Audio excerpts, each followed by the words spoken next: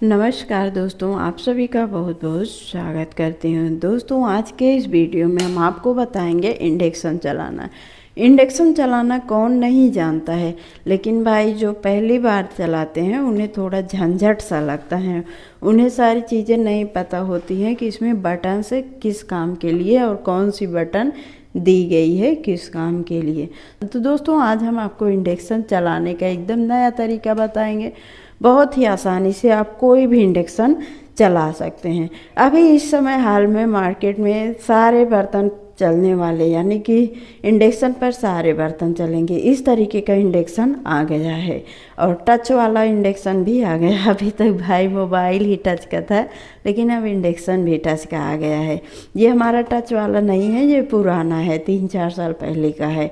और हमारी घर पर दूसरा वाला है, वो टच वाला है, तो उस पर सारे बर्तन चलते हैं, यानी कि इंडक्शन चलाने पर सारे बर्तन गर्म होते हैं। इस पर कौन से बर्तन गर्म होते हैं, चलिए हम आपको बताते हैं। तो दोस्तों, इंडक्शन चलाने के लिए सबसे पहले आपको प्लग जो है उसमें लगा देना है बोर्ड में, और उसके बाद बटन को ऑन कर देना है। यहाँ से ऑन करने पर इंडक्शन नहीं ऑन होगा, बस कुछ इस तरीके से आवाज़ करेगा। अभी हम फिर से ऑन करके दिखाते हैं, इस तरीके से आवाज़ करेगा। और उसके बाद आपको क्या करना है, आप जब तक यहाँ से नहीं चालू करेंगे तब तक आपका इंडक्शन नहीं चालू होगा। तो हमें चालू कैसे करना है, तो दोस्तों ये देखिए एक बटन बनी हुई है ऑन और ऑफ की। यही बटन है जो मेन होती है। तो इसे जब हम दबाएंगे तो अब देखिए ये हमारा इंडक्शन चालू हो गया। जब तक हम इस पर कोई बर्तन नहीं रखेंगे तब तक ये इस तरीके से आवाज़ करता रहेगा, और जब हम इस पर बर्तन रख देंगे तो ये अपना काम शुरू कर देगा। तो दोस्तों, इस पर बर्तन कौन से चलते हैं, तो ये देखिए ये कुकर है जस्ता वाला, तो ये देखिए चलता है, ये नहीं चलता है। अभी आपको हम दिखा रहे हैं, ये देखिए जब अगर गर्म होता तो ये टू टू की आवाज़ नहीं आती, वो तुरंत गर्माहट की आवाज़ आने लगे, यानी कि गर्म होने लगता है। तो ये नहीं चलता है, इस तरीके का कुकर नहीं चलता है। तो इस पर कुकर कौन सा चलता है, इस पर कुकर इस तरीके का नॉन स्टिक वाला चलता है, यानी कि जिसका बेस ये जो है ये स्टील का बना हो या फिर लोहे का।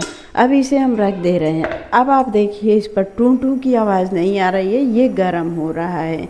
तो आप लोग बहुत ही आसानी से जान सकते हैं कि आपके इंडक्शन पर कौन सा कुकर, कौन सा कढ़ाई गर्म होगा। तो दोस्तों, ये रहा इंडक्शन का कुकर। अब कढ़ाई की बात करते हैं। जो जस्ते वाली कढ़ाई आती है वो नहीं चलती है।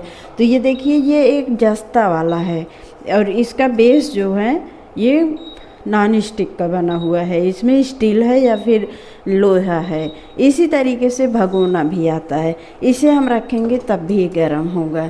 इस तरीके के बर्तन इस पर गर्म होते हैं। स्टील की कटोरी भी गर्म होती है, लोटा भी गर्म होता है, भगोना भी गर्म होता है, लेकिन जो जस्ता वाला होता है वो नहीं होता है, ये भी गर्म होगा। और इसके अलावा भी इस पर हम लोहे की कढ़ाई भी रख रहे हैं, ये भी गर्म होगा। इस तरीके से आप इस पर इन सारे बर्तनों को रख सकते हैं। लेकिन जो एल्युमिनियम का बर्तन होता है, जैसे कुकर हो गया, कढ़ाई हो गई जस्ते वाली, इन सब चीज़ों को रखने पर ये नहीं गर्म होता है। तो दोस्तों चलिए अब हम आपको बताते हैं कि इसमें ये बटन से क्यों लगे होते हैं। तो दोस्तों, ये हो गया ऑन ऑफ का बटन, और ये हो गया ऑन ऑफ का बटन, और ये हो गया प्लस, यानी कि ये दबाएंगे तो ये तेज़ होगा, और ये माइनस हो गया, माइनस को दबाएंगे तो ये धीमा होगा। और बाकी बटन्स का कोई मतलब नहीं है, बस ऐसे लगा हुआ है। लेकिन आपको बस यही ध्यान देना है, आप जब भी कोई चीज़ रखेंगे तो यहाँ से ऑन करेंगे, और यहाँ से धीम कर देंगे, और यहाँ से तेज कर देंगे, ये देख सकते हैं। और उसके अलावा आपको कितने पर रखना है, जैसे दूध वगैरह रख रहे हैं तो 3 पर, यानी कि ये देखिए 3 लाइन जल रही है, 3 बत्ती जल रही है, यानी कि एकदम स्लो पर करके रख देंगे तो वो बिल्कुल नहीं बहेगा, वो धीमी आंच पे अपना पकता रहेगा। तो इस तरीके से आप दूध या चाय जब भी रखें तो धीमा करके ही रखें, और ध्यान रहे कि आपको कोई भी बर्तन रखना है तो इस गोलाई पर रखना है। यहाँ पर ही गर्म होता है, यहाँ पर नहीं गर्म होता है, बस यहीं पर गर्म होता है। तो आपको जब भी बर्तन रखना है तो यहाँ पर ही रखें।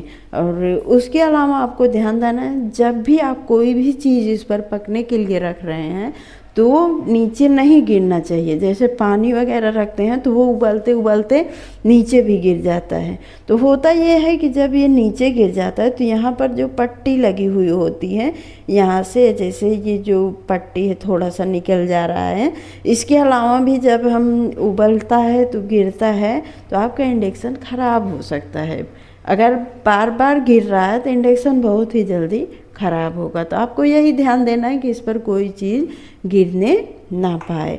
अगर गिर भी रहा है तो आपको बस ध्यान देना, जैसे पानी वगैरह गिर रहा है तो आपको प्लग निकाल करके तभी साफ़ करना है। नहीं तो कभी कभी क्या होता है, पानी जब अंदर चला जाता है तो इसमें करंट आ जाता है, ये झंझनाहट लगने लगता है। जब भी आप हाथ रखेंगे तो ये झंझनाहट यानी करंट आता है। तो इसलिए आपको यही ध्यान देना है कि जब भी इस पर कोई चीज़ बहे तो आप प्लग को निकाल दीजिए वहाँ बोर्ड से। उसके बाद इसमें लाइट नहीं रहेगी तब आप इसे साफ़ करिए।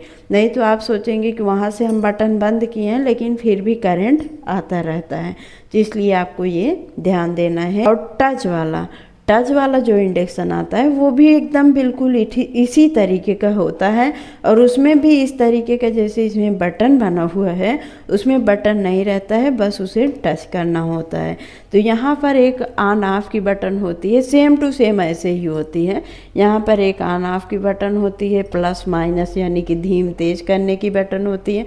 और उसके अलावा उसमें एक और वो होता है कि जैसे ऑन ऑफ का बटन दबाएं, उसके बाद यहाँ बगल में एक हार्ट का बटन होता है, उसे भी दबाना होता है, तब आपका इंडक्शन चालू होता है। यानी कि बटन वहाँ बोर्ड से ऑन करने के बाद आपको यहाँ पर ऑन करना पड़ेगा, और फिर उसके बाद 2 बार यहाँ पर हार्ट वाले पर टैप करना होगा, तब उसके बाद आपका इंडक्शन ऑन हो जाएगा। ठीक एकदम सेम टू सेम ऐसे ही रहता है, बस उसमें थोड़ा सा सिस्टम चेंज रहता है। यही कि इसमें एक ही बार ये बटन दबाना होता है ऑन करने के लिए, उसमें एक बार ये दबाना होता है, 2 बार ये वाला।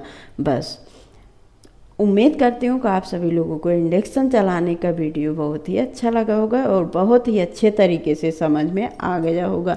अगर कोई चीज़ ना समझ में आया हो तो कमेंट बॉक्स में ज़रूर बताएं। आज के वीडियो में बस इतना ही, मिलते हैं अगले वीडियो में कुछ नए टिप्स के साथ। धन्यवाद।